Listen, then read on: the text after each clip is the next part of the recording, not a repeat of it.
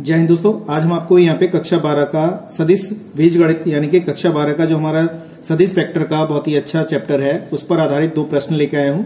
ये जो प्रश्न है हमारे पास ये वाला 2024 में पूछा गया था और ये वाला क्वेश्चन जो है 2023 में पूछा गया था। तो कैसे करते हैं वीडियो में बने रहिएगा। चैनल पहले बनाए, चैनल को सब्सक्राइब कीजिएगा, वीडियो को शेयर कीजिएगा और कमेंट करके जरूर बताइएगा। तो हमारे पास है दो सदिश ए वेक्टर और बी वेक्टर के बीच का कोण थीटा है। तो तथा वो कह रहा है मॉड ए वेक्टर डॉट बी वेक्टर है बराबर है मॉड ए वेक्टर क्रॉस बी वेक्टर का मॉड दिया गया है, तो थीटा का मान बताना है। तो बहुत ही अच्छा प्रश्न है, कैसे करते हैं देखिएगा, वीडियो में बने रहिएगा। चैनल पहली बार आए, चैनल को सब्सक्राइब कीजिएगा, वीडियो को शेयर कीजिएगा और कमेंट करके जरूर बताइएगा। तो हमारे पास क्या कह रहा है, थीटा का मान हमें ज्ञात करना है और इसके बीच का कोण क्या है, ए वेक्टर और बी वेक्टर के बीच का क्या कोण है, हमारे पास थीटा दे रखा है। तो हमें इसके आधार पे हमें थीटा का मान बताना है। तो ये चीज इसके फॉर्मूले आपको पता होने चाहिए, दोनों के फॉर्मूले, ठीक है। तो दोनों के फॉर्मूले हमारे पास क्या है ये बात ध्यान रखिएगा। सबसे पहले हम बात करते हैं इसके सूत्र की। तो हमारे पास ए वेक्टर डॉट बी वेक्टर बराबर होता है यहाँ पर मॉड ए वेक्टर मॉड बी वेक्टर और यहाँ पे हो जाएगा कॉस थीटा। ये ए वेक्टर डॉट बी वेक्टर का हमारे पास फॉर्मूला होता है। अगर हम इसमें करें दोनों तरफ मॉड ले लें तो हमारे पास ए वेक्टर डॉट बी वेक्टर बराबर यहाँ पे ए वेक्टर है ही, यहाँ पे बी वेक्टर मॉड है ही हमारे पास, यहाँ पे क्या हो जाएगा कॉस थीटा। इस तरीके से वेक्टर आ जाएगा, ठीक है दोस्तों। इस तरीके से क्या आ गया हमारे पास, ये वेक्टर आ गया। तो हमने क्या किया, इस समीकरण को एक मान लिया, ये हमारा फॉर्मूला है इसका।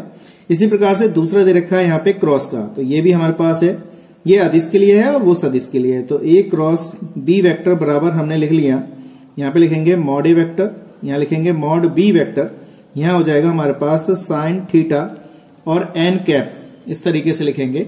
इसके बाद हमें क्या करना है, दोनों तरफ इसमें भी मॉड ले लेना है। तो हमने यहाँ पे मॉड लिया ए वेक्टर क्रॉस बी वेक्टर बराबर, ये तो ऐसे ही रहेगा और ये बी वेक्टर ऐसे ही रहेगा। यहाँ पे हमारे पास sine theta n cap mod हो जाएगा।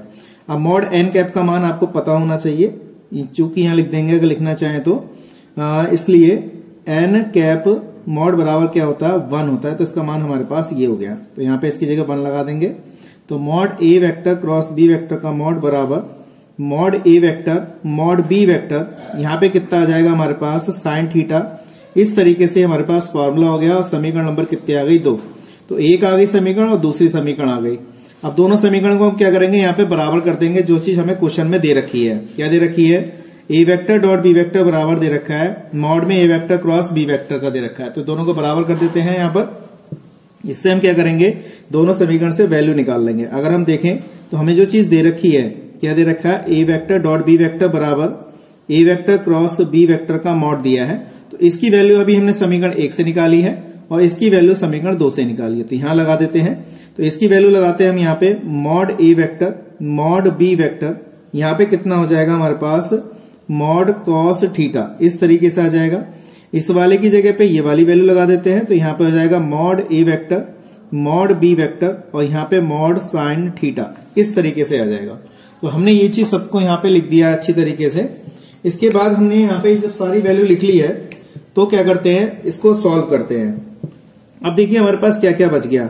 देखिए ये पद और ये पद, ये पद और ये पद क्या हो गए हमारे, हट गए सब, लेकिन नॉट इक्वल टू 0 में जाएंगे, ठीक है। इसको हमने हटा दिया यहाँ से। हमारे पास क्या बचेगा, यहाँ पे बचेगा, ये कटना चाहे तो काटना चाहे तो काट सकते हैं, इस तरीके से कट जाएगा। वरना ये कैसे कह सकते हैं, मात्रक सदिश है तो इसका मान 1, इसका मान 1, मल्टीप्लाई करेंगे तो इसका मान 1 ही आ जाएगा। तो हमारे पास क्या बचा, कॉस थीटा का मॉड, ये बचा हमारे पास साइन थीटा का मॉड, इस तरीके से बचा, ठीक है।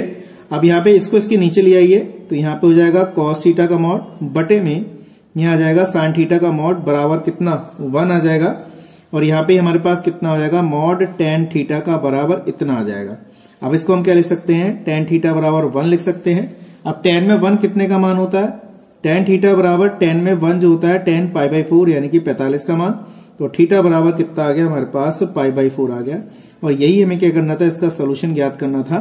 तो मैं समझता हूँ आपको मैंने बहुत आसान तरीके से इसको समझाया है, आप सीख गए होंगे। कोई परेशानी है, कोई समस्या तो मुझे कमेंट करके जरूर बताइएगा, ठीक है दोस्तों।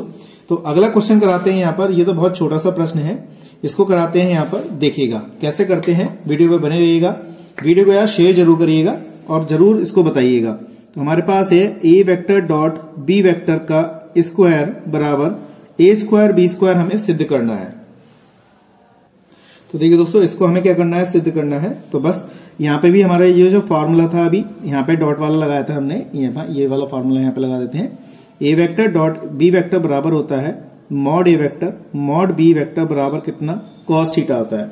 तो हम इसकी जगह पे, यहाँ पे इसकी जगह पे ये लगा देते हैं। तो हम डायरेक्ट लगा देते हैं ए बी कॉस थीटा का होल स्क्वायर बराबर ए स्क्वायर बी स्क्वायर। ठीक है, अब यहाँ पे अगर लिखना चाहे तो मॉड ए की जगह पे हमने ए लिख दिया, तो उसमें कंफ्यूज होने वाली बात नहीं है। आप चाहें तो इसकी जगह पे ए लिख सकते हैं और मॉड बी की जगह पे हम बी लिख सकते हैं। तो ये चीज आपको पता होनी चाहिए। तो मैंने डायरेक्ट यहाँ पे लिख दिया है। अब इसका मैं वर्क करूंगा तो ए स्क्वायर बी स्क्वायर यहाँ हो जाएगा cos square theta, A square B square आ गया।